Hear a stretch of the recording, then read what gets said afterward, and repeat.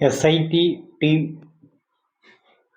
Dharmasthala campus സന്ദർശിച്ചുകൊണ്ടിരിക്കുകയാണ്. ഈ അന്വേഷണം നമ്മുടെ കേരളത്തിൽ നിന്ന ഹേമ കമ്മിറ്റി റിപ്പോർട്ടുമായിട്ട് സാദൃശ്യപ്പെടുത്താം. കാരണം ഹേമ കമ്മിറ്റി റിപ്പോർട്ട് പുകഞ്ഞ് എങ്ങനെ പോയെന്ന് എല്ലാവർക്കും അറിയാം. ചായക്കോപ്പയിലെ കുമിള പോലെ ഈ ധർമ്മസ്ഥല കുഴിമാന്തിയുള്ള അന്വേഷണവും അങ്ങനെ തന്നെ സംഭവിക്കും.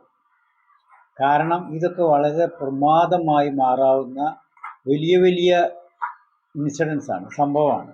100-ൽ പരം ആളുകളെ അത് നാച്ചുറലായിട്ട് മരിച്ചതും കൊല്ലപ്പെട്ടതും റേപ്പ് ചെയ്ത് കൊല്ലപ്പെട്ടതുമായിട്ടുള്ള ഇത്രയും സംഭവവികാസങ്ങൾ നടന്നത് വെളിച്ചത്ത് വരാൻ ആർക്കും താല്പര്യം കാണുകയില്ല.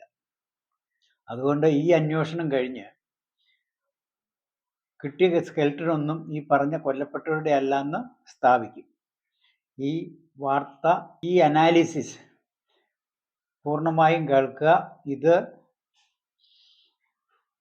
അവസാനം നിങ്ങൾക്ക് മനസ്സിലാവും ഈ പോലീസിൻ്റെ ഒരു ഡമ്മിയാണ് മുഖംമൂടി ധരിച്ച് ഇവർ കൊണ്ടു നടക്കുന്നതെന്ന്, അല്ലാതെ യഥാർത്ഥ സാക്ഷിയല്ല. ധർമ്മസ്ഥലയിലെ mass burial and SIT investigation.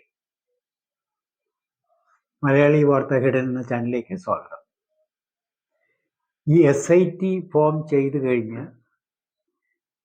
ഉള്ള അന്വേഷണങ്ങൾ 100% അന്വേഷണങ്ങൾ എല്ലായിടത്തും സത്യം വെളിച്ചത്ത് കൊണ്ടുവരുന്നതിനേക്കാൾ സത്യം മറച്ചു വെക്കേണ്ട രീതിയിലായിരിക്കും അന്വേഷണങ്ങൾ.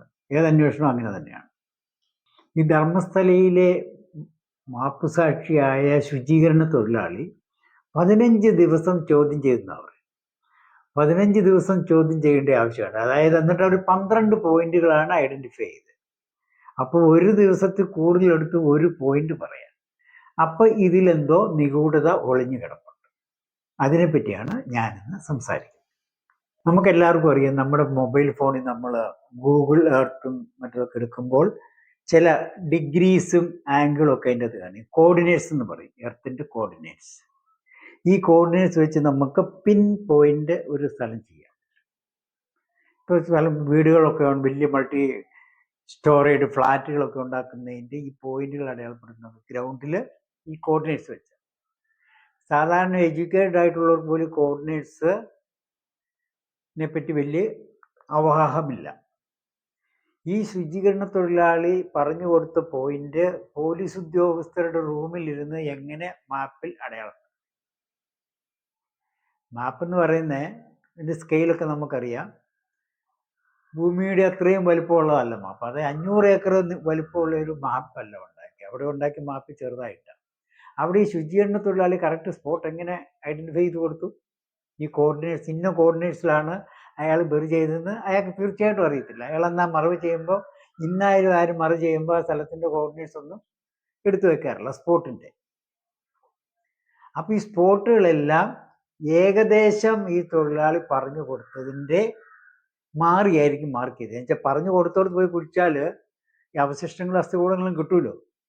അപ്പോൾ ഈ 15 ദിവസം കൊണ്ട് പോലീസ് ഉദ്യോഗസ്ഥർ SIT ടീം പ്ലാൻ ചെയ്ത് എങ്ങനെ ഈ അന്വേഷണത്തെ അട്ടിമറിക്കുകയായിരുന്നു. ഈ അന്വേഷണം കൊണ്ട് വെളിച്ചത്ത് വരാൻ പാടില്ലെന്ന് കർണാടകയിലെ കോൺഗ്രസിനും താല്പര്യമുണ്ട്. എന്നുവെച്ചാൽ കോൺഗ്രസിനെ സപ്പോർട്ട് ചെയ്യുന്ന സമുദായക്കാരുടെയാണ് ഈ അമ്പലം, ടെമ്പിൾ. അപ്പം അതിനെപ്പറ്റിയുള്ള സത്യങ്ങൾ പുറത്തു വന്നു കഴിഞ്ഞാൽ ആ സമുദായക്കാരുടെ വോട്ട് പോകും. അപ്പോൾ ഇതിനെ കവറപ്പ് ചെയ്യേണ്ട ഒരു തിരക്കഥ. ഞാൻ എല്ലായിടത്തും പറയാറുണ്ട്, ഏത് കാര്യത്തിനും ഒരു തിരക്കഥ ആദ്യം ഉണ്ടാക്കുന്നു. നമ്മുടെ നവീൻ ബാബുവിൻ്റെ മർഡർ കേസായാലും ഗോവിന്ദച്ചാമിയുടെ ജയിൽ ചാടലാണേലും എല്ലാം ഒരു തിരക്കഥയാണ്. ഇപ്പൊ വേടനെ ലൈംഗിക ആരോപണത്തിൽ കുരുക്കി, ഇത് ഒരു തിരക്കഥയുടെ ഭാഗമായിട്ടാണ്. ഇവ പോപ്പുലർ സിംഗറായിട്ട് വരുന്നതെന്ന് ഇഷ്ടപ്പെടാത്ത പോപ്പുലർ സിംഗേഴ്സ് ഉണ്ട്. ഇപ്പൊ എങ്ങനെ ഇവനെ ചെറുതാക്കണം, ഇല്ലാതാക്കണം എന്നുള്ളവരുടെ ഒക്കെ ആവശ്യമാണ്. എന്നാൽ ഇവിടുത്തെ അന്വേഷണത്തിൽ SIT അന്വേഷണം കൊണ്ട് സത്യം പുറത്തു വരുന്നുള്ള അജണ്ടയിൽ ഇവരിപ്പോൾ ഒരു മുഖംമൂടി ധരിച്ച ആളാണെന്ന് ഈ മാപ്പുസാക്ഷി ശുചീകരണ തൊഴിലാളി എന്ന് പറയുന്നു. ഞാൻ പറയുന്നു, ആ മുഖംമൂടി വെച്ച് കൊണ്ടു നടക്കുന്നയാള് ഒറിജിനൽ മാപ്പുസാക്ഷി അല്ല. ഇതേതൊരു പോലീസുകാരനെ മുഖംമൂടിയൊക്കെ അണിയിപ്പിച്ച് കൊണ്ടു നടക്കും. ഈ കാറിൽ നിന്ന് ഇറങ്ങുന്ന വിസിൽ ബ്ലോവറിനെ ശ്രദ്ധിക്കൂ. മുഖംമൂടി ധരിച്ച അദ്ദേഹത്തിന് ഒരു 6 അടിയിൽ കൂടുതൽ പൊക്കമുണ്ട്. അയാളുടെ ഫിസിക്ക് കണ്ട ഒരു 100 kilo തൂക്കവും കൂടുതലുള്ളയാളാണ്.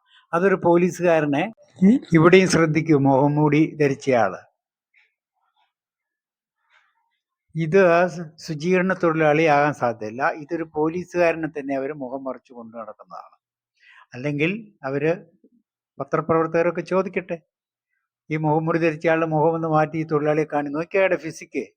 Is a best well built person among that police crowd. ഈ മുഖംമൂടി മാറ്റി ഇത് ഒറിജിനൽ ആളാണെന്ന് ഏതെങ്കിലും ചാനലുകാർക്കോ ഏതെങ്കിലും ന്യൂസ് റിപ്പോർട്ട് ആർക്കും അറിയത്തില്ല.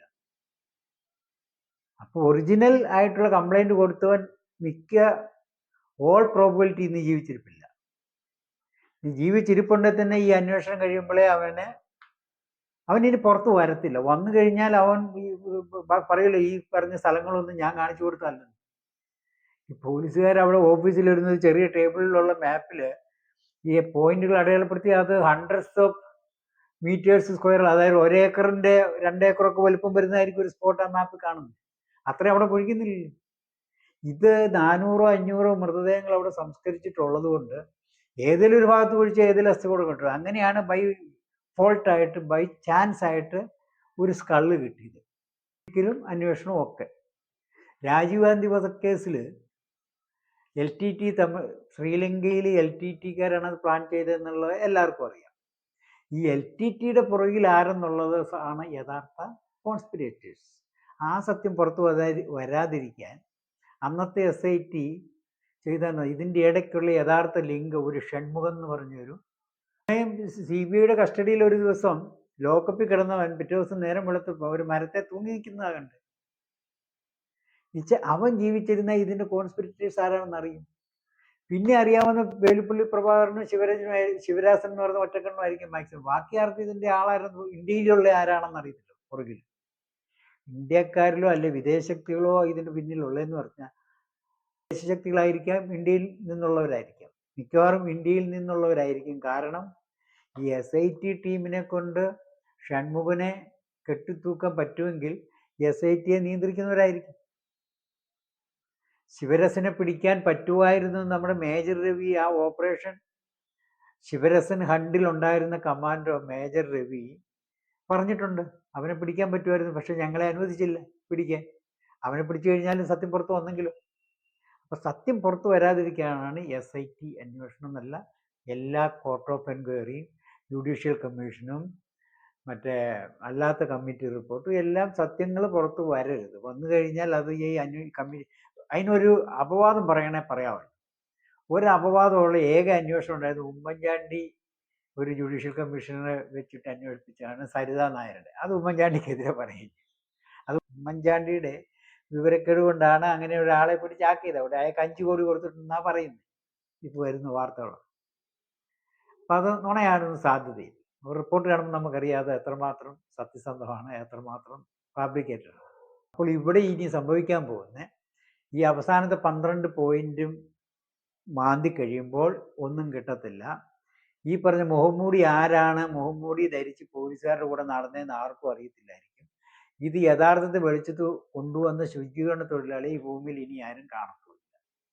നന്ദി, നമസ്കാരം. ചാനൽ ഇഷ്ടപ്പെട്ടെങ്കിൽ സബ്സ്ക്രൈബ് ചെയ്യുക. ഞാൻ ക്യാപ്റ്റൻ ജോയ്.